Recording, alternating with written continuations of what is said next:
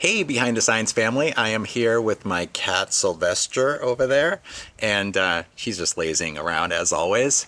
Anyway, I wanted to talk for a minute about analyzing jobs because sometimes jobs go south and sometimes they go perfect.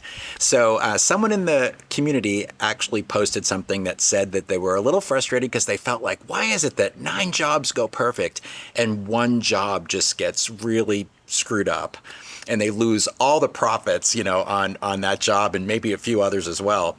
I remember a time when I had my shop, we did this sign, and this is when we were really early on in the business, and it was for a chiropractor called Back in Action, and it was this brand new location. He's super excited, first location, and we went out, did this surveys, and helped him design the sign. He got really excited, and created production files, sent them out to the shop, and somehow that sign was fabricated and installed at half the size it was supposed to be. It was terrible. Client was upset. I mean, thankfully in the end, we kind of rectified it all and we redid it, but it just cost us a lot of money.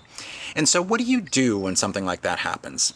I think it's important that you conduct a post-mortem, right? Just like those CSI shows, someone gets killed and they have to figure out time of death, cause of death, same thing.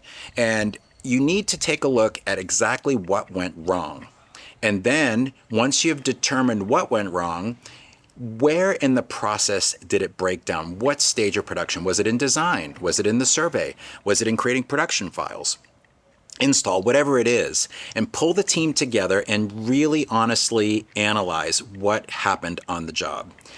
The next part's a little harder. Who was responsible for the mistake? And I'm not talking about blaming or shaming anybody, but it's important to see where the communication broke down. Was that person communicating incorrectly to the rest of the team, or was that person not communicated to correctly and had bad information? And it could be sometimes that bad information comes from the client. And so you need to build systems around protecting your company from information coming from the client as well. And then once you've sort of gone through and analyzed the whole project, then it's important to start figuring out what you learned and what kind of a system do you have in place to assure that it doesn't happen again. Now, I'm a little biased, as you know, with Sign Tracker, but there's a lot of great systems out there, and you just have to make sure that you have one that helps you track what stage the project is in, who's doing what, tasks, file management, notes, all of it. And then make sure as you go through projects and you learn these lessons that you build your system around that. And again, don't forget to celebrate your wins, right? Because those are just as important to analyze. Why did this project go perfect? And then take all that information and build a system around it. Thanks for spending a few minutes with me. Go make great signs. Bye, Sylvester. He doesn't care. All right.